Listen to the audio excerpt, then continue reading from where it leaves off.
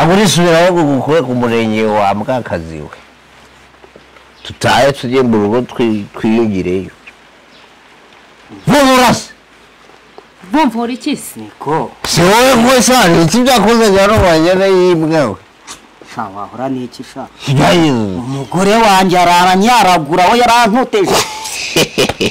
aragushirira hoya aramenye hoya ibyo byihagarira kibazo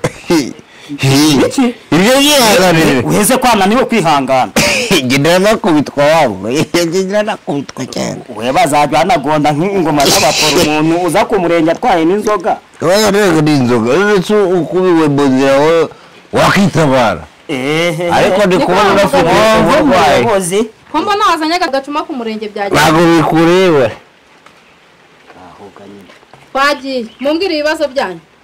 birakureba ubundi wowe bitandeba ko waje ku murenge reba umurenge nyine none njye simpakora ureba umurenge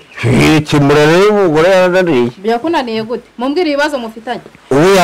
aranyararya ubu yagira kurira njye wanyara kurira ese mwabagabo mufite ibyabazanye hano cyangwa mwaje gukina wasanga wowe hajyara ibitsina gore turabizi niko madame